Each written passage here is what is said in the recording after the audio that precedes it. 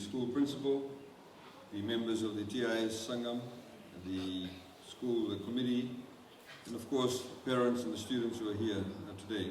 It gives me much pleasure to be here today. In fact, I was just mentioning earlier on, when my father used to be a civil servant and he got posted to Suva, there's a house next door. We used to live here, and this hall actually wasn't here then. And a few years later, so I used to go to Gospel Primary School. A few years later, when I used to attend Morris Brothers Primary School and High School, we used to live in Howell Road, so I used to walk past your school every day. I used to get off on River Street. So it's good to be here, of course, with the school and its prize giving. I'd like to thank also the school for accommodating the request to have some times changed, because I had other commitments. Ladies and gentlemen, of course, prize giving speeches should not be too long. And I also like to thank the previous two speakers for talking at some length about some of the issues facing schools, some of the initiatives that government has put in place, so I don't have to regurgitate that. Suffice to say that we believe as government that all children in Fiji, irrespective of where they live in Fiji, whether they live in Lau, whether they live in Bellow Street, whether they live in Rasa, whether they live in Ra, or whether they live in the Asawis, every single child that is of school-going age must have access to education. And there must be no differentiation between the quality of education that they receive. This, of course, is a major challenge, because as has been highlighted, the example used in Korea and Singapore and various other countries, they also have very high levels of access to technology. So we know that there are certain parts of Fiji, for example, that does not actually have any network coverage. So it becomes very hard for them to actually have an iPad or some sort of tablet to be able to download material onto the tablets. So for us as a government, our challenge is to ensure when we are giving greater access to technology, greater access to educational materials, that access is uniform across the board, across Fiji. In the same way, I know some people have said about, Suva Sangam not necessarily being school of choice. I don't believe that. I think that, as has been shown by the results, now that we have external exams, all students, irrespective of whichever school they go to, actually sit for the same exam. So the results that you have achieved and the improvement in the results you've achieved is actually something that you should cherish. And it's something that you should also be proud about. So, from government's perspective, what we intend to do is give access to education to everybody from early childhood, primary school, high school, and as we know that some children or some students may not necessarily want to go to university. Some of them actually are very good with their hands. They may want to become very good carpenters or boat builders. They may want to do pastry chef making. They want to become a pastry chef. All those vocational training is also now provided by government. We have 13 technical colleges. So those of you who are leaving school, if you want to become, for example, a good electrician, there's all this training that's available for you. And in fact, as we were just discussing, all those countries that we use, for example, in Korea, in Germany, in Singapore, those countries actually have become economically strong because they had the right number of people who did electrical work, who did joinery, who did cooking, who were good chefs, whatever the case may be. If I can give you one message, no child, nor should any parent think that just because their child has become a motor mechanic, that they are somehow the other any less than somebody who may have become an engineer or may have become a lawyer, because they will be a very good mechanic if that's their passion, if that's what they want to do. As you know, there are many lawyers in Fiji. Not all of them are necessarily good. Some of them have done law because their family members wanted them to do law. Some people have done accounting because their parents wanted them to do accounting, but they don't have the passion for it. So you must pursue a course, a study, a vocation, a profession that you feel passionate about. If you want to be a botanist, you want to do landscaping, you'll become a very good landscaper. And there are many opportunities now in Fiji. The economy is doing really well. We have good growth rates. For 7 years, the economy has grown. So a lot of job opportunities available in any sphere. So that's my message to you, is please, and also to the parents, do not think any less of your child if they don't necessarily pursue something that's considered to be a very elite profession. You must get them to do what they want to do, and they will do it well. They will make you proud. In the same way to the students, you pursue what you are good at. Follow that. Don't be sort of led by what other people may be saying. As long as you know that what you are doing is your best. Not everybody can, of course, come first, second or third, but you must do your best and to the full potential that you have.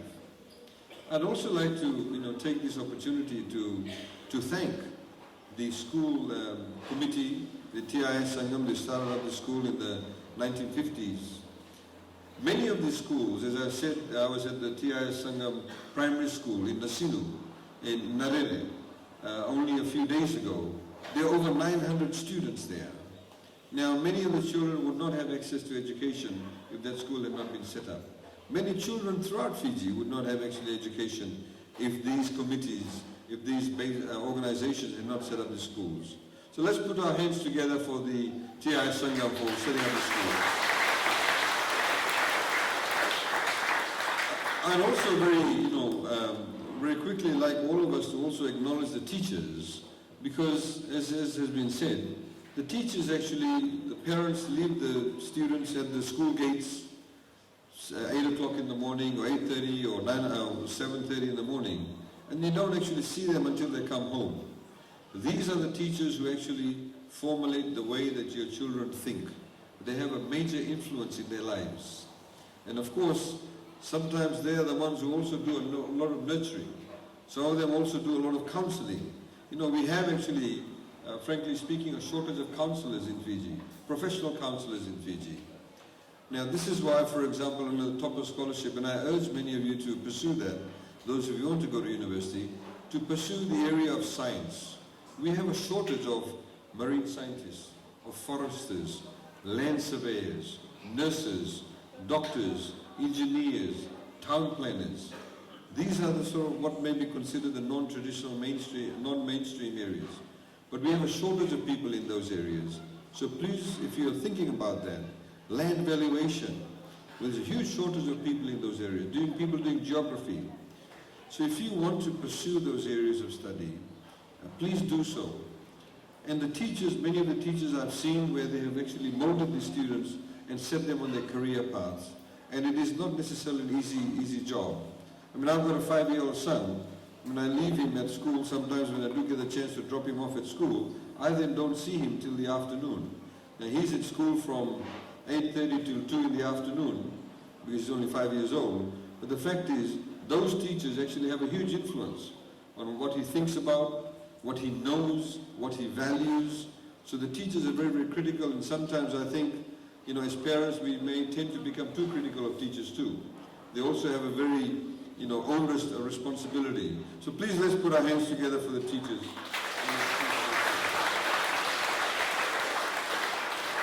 I'd like to round off. Generally, I've been asked to sort of give messages, and I'd like to pick up a point that was raised earlier on. And one of the speakers had said that, we, in the education system and generally in our lives, we need to be honest. And I think it is very, very critical. And I've said this at a gathering in the Western Division, I think at Civil Aviation College last week. And I say that, as an individual, if I can share my personal experience, every morning when I get up in the morning and I shave my face and I look into the mirror, I must be able to look into my eyes and say that I have done nothing that I should be ashamed of.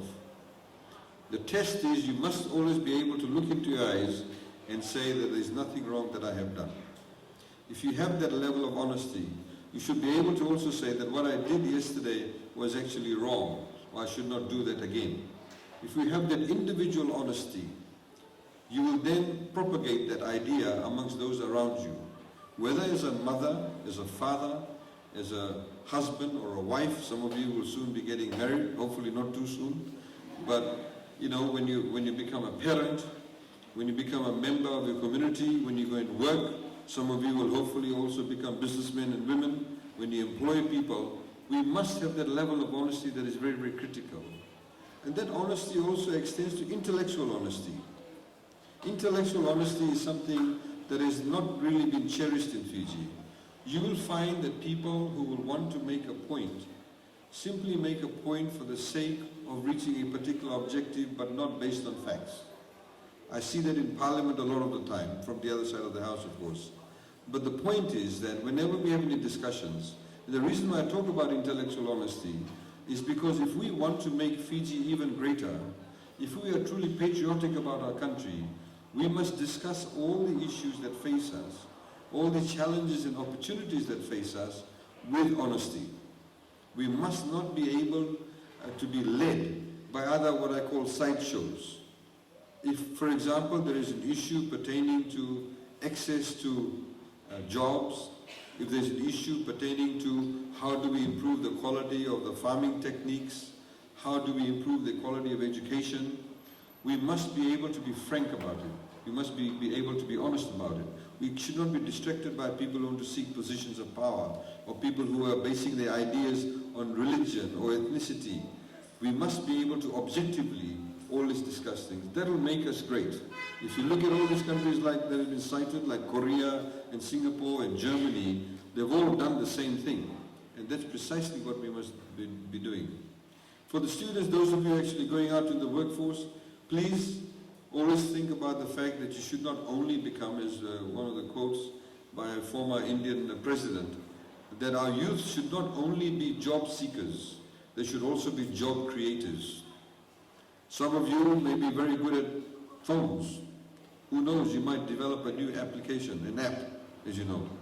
Some of you may actually be very good in a particular area. Think about how you can actually maybe start up a business too. You may start up small.